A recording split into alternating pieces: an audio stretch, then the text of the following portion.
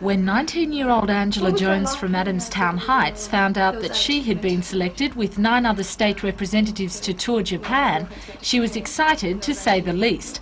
With all her fares and accommodation costs paid by a Japanese business company, Angela was nominated for the scheme by a local welfare organisation. I used to do volunteer work for the YWCA in Newcastle, and I used to work with children with vacation centres and youth groups, and they nominated me for this Youth Goodwill Cruise, and Department of Youth and Community Services sifted through all the nominations from all the different community groups all over New South Wales, and then they eventually chose 10 people, and I was one of them. It involves the 10 of us flying out from here tonight. We spend a week in Tokyo, we take a side trip to Kyoto, and then we cruise back on a ship with 500 Japanese students, and that's like a cultural exchange type thing where we learn about Japanese culture while we're on the ship, and they learn from us about Australia. It's a unique program that you're going on. Is it one where you'll just be sightseeing? It's a lot of sightseeing, but not sightseeing as in tourist things, sightseeing as in educational things, like going to news agencies and printing offices, marine museums, government offices, that sort of thing. To share some Australiana around, Angela will be presenting her Japanese hosts with some handmade gifts.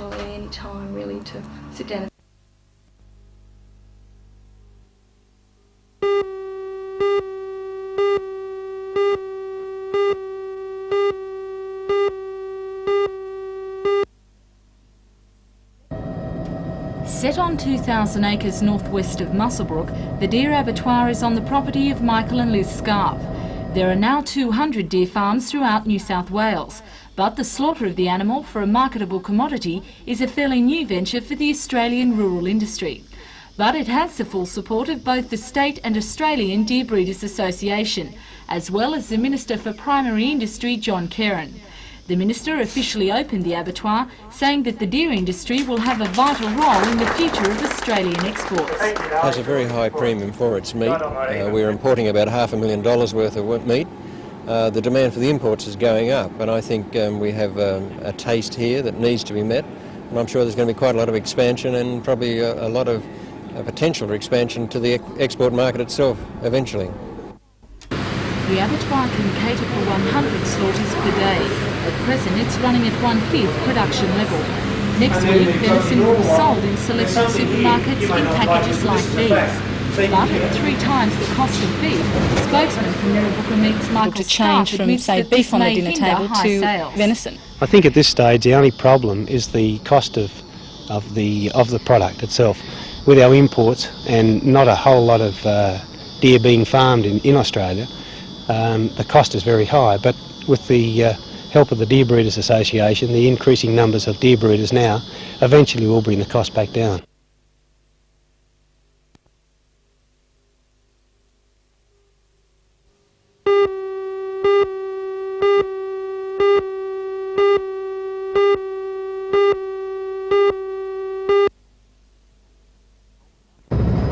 Coal and Allied's $13.4 million net profit for the 6 months ending December compares with a $1.34 million loss for the corresponding period in 1984.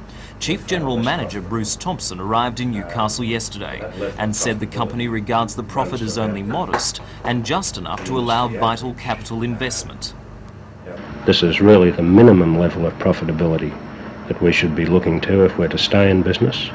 We've got to reinvest in our existing mines, and we must be looking toward the development of new resources in the future. The profit could fuel mining union claims for bonus payments for increased productivity. The dispute, which sparked the recent week-long strike, is now before the Coal Industry Tribunal. Mr Thompson says Coal and Allied cannot afford to pass on its latest profits to employees. If we don't make profits, at least at this level, I won't have a job in the future, and neither will the mine worker. We must make profits to stay in business. If we were to turn our profit, this relatively modest profit of $13.4 million with a company of the investments of the type we have, if we were to hand that out to all of our employees so that we had a zero profit, given another year or so, we'd simply be out of business and there'd be no jobs for anyone.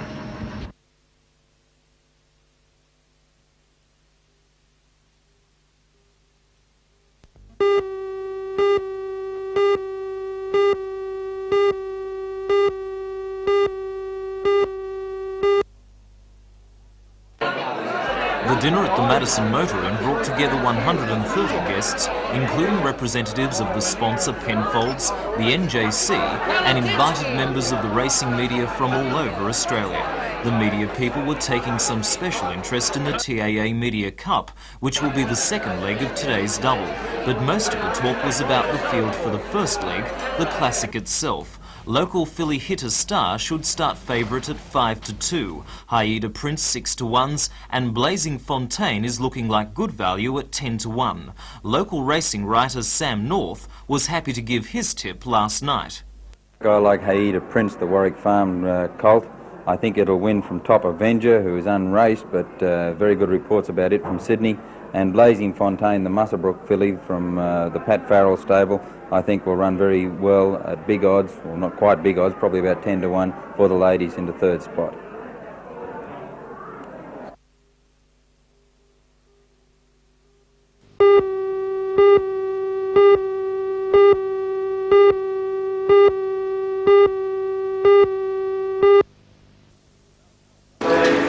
About an hour ago, the rain was falling fairly steadily at the racecourse.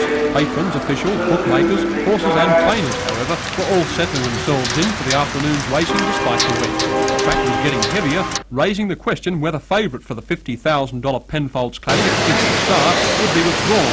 Trainer Chris Bashford earlier suggested. Two wet track will also see the unraced fancy Avenger remain in the stable. Yes, it's disappointing. Let's hope it's only showers at this stage. Do you think it's going to stop a couple of runners from actually going in the race if this continues? Well, a lot depends on the next, say, 2 hours and the time leading up to the race. The track can take quite a bit more rain as yet. We've given the track reading out as dead, and that's accurate, which means that it's still got quite a bit of take in it yet.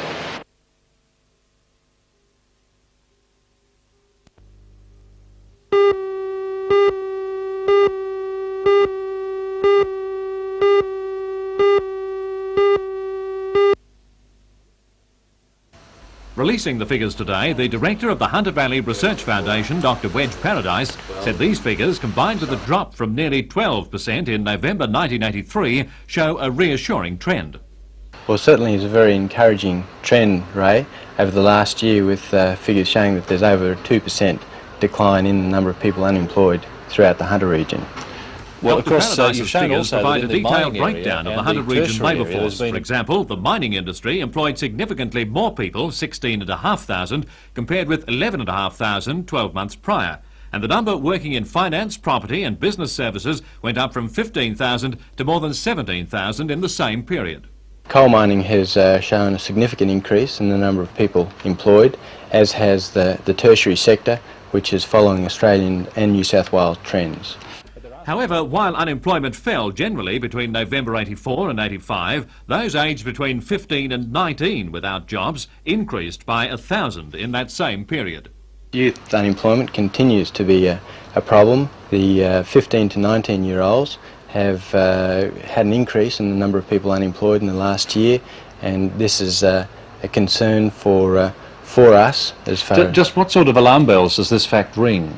Well, what we have to be looking at is identifying policy initiatives to try and provide opportunities for people in the 15 to 19-year-old groups.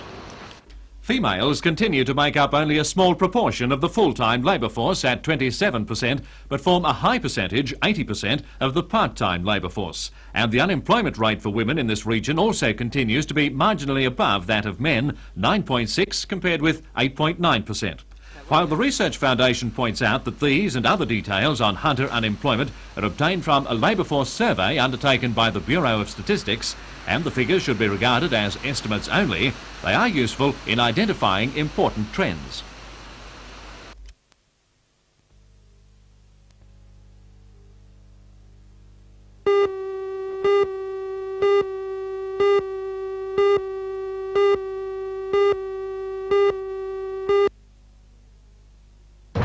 The miniature city that is the Newcastle Showground came alive yesterday, the culmination of days of setting up and 12 months of careful planning. There will be all the features we've come to know and love, the flurry of Sideshow Alley and exhibits on just about everything that is manufactured, grown or sold in the region. Many of the displays have a strong educational theme, and the State Rail Authority's impressive display is a good example of what you can expect. There will be more free entertainment in Centre Ring than ever before, including trick horse displays, skydiving and Roman chariot races. On the agricultural side, show organisers have received record entries for the cattle and horse judging. Perhaps the biggest change is the increased emphasis on the region's industry. The industrial side of our show has never been really strong up until the last 2 or 3 years, and it started to improve. And I think this year it'll culminate a lot of hard work in bringing the industry side of the show up. And the agricultural and horticultural side still very strong? Yes, we've always been fairly strong. Our main purpose really is to show the city people what goes on in the country, let them see the problems perhaps the country guy has, and also let them see that a piece of steak doesn't really come from a butcher shop. The gates open at 11 this morning, and you'll have until Sunday night to experience the excitement of the show.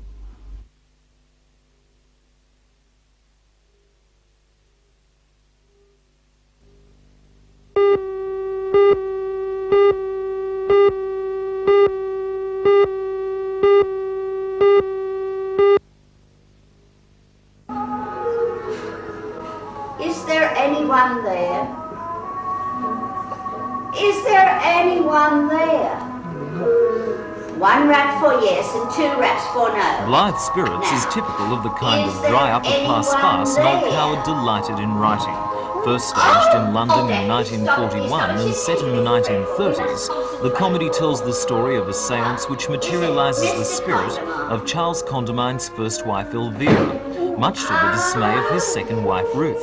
2 wives in one household don't add up to domestic bliss. The NBAC's production is directed by Margaret Tuffer and stars Anne Frost as the vampish Elvira. Anne was nominated for the Best Supporting Actress Conda for her performance in Chicago last year. The difficult part of Madame Arcati, the medium who creates the problem, is played by Daphne Flanagan. Blythe Spirits opens tonight and plays every Wednesday, Friday and Saturday night until the 15th of March. Oh, withdrawn a blank. Think again. Rack your brains. Think of somebody. It must be somebody else. Think. It might be old Mrs. I'll let you know. She died on Whit Monday.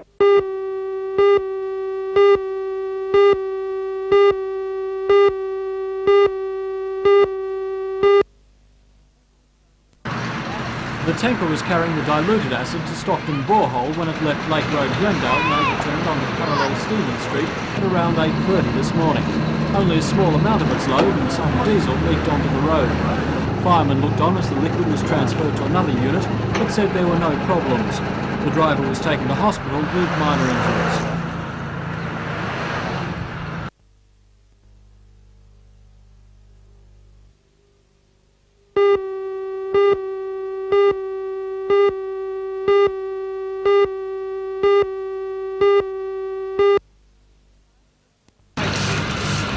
Preparations and touch-ups are now underway in readiness for the crowds. Despite the heavy rain over the past few days, the show committee says that today's sunshine will allow the ground to dry out, and it will be in perfect condition. According to organisers, this year's show is set to be a big one. A crowd of more than 150,000 is expected over the 5 days, and already people are waiting for the gates to open and the entertainment to begin at 1 o'clock.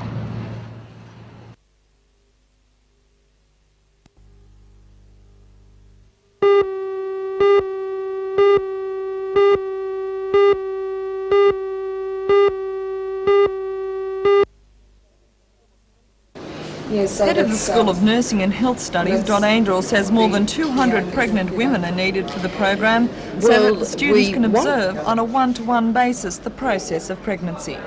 We want to gain some awareness, to have the students fully aware as to what this very important social event means to the mother-to-be, the father, and to any siblings that already exist within the family. It's just part of the wide understanding of health and health problems that relate to the population that the nurses are serving. Now, this is the first time this has been tried. Do you think you'll have any problems finding these women? I think mechanically we could have a few problems. And this is why we're asking women to contact us if they are willing to allow the nursing students to participate with them in the event, not just the actual birth of the baby, but the build-up to that time period and then post the event.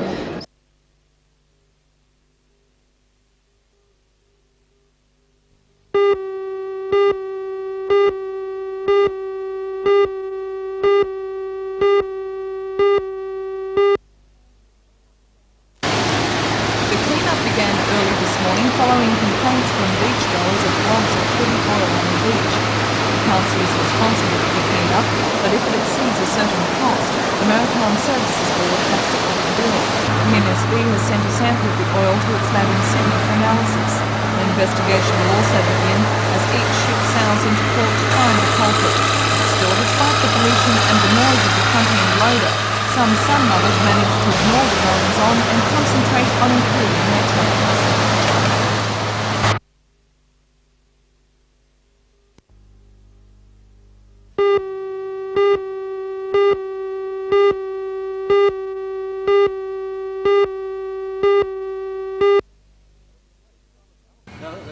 Stephen Legg, son of Alan Legg, driver of Ace, the current series leader in the unblown hydro class, is one of a number of locals involved in Sunday's round 6. Yes, all the drivers look upon this second last round as a lead up to the Grand Nationals at Windsor, and just a trial for their boats, and it always counts towards the point score, which is very important at the end of the day.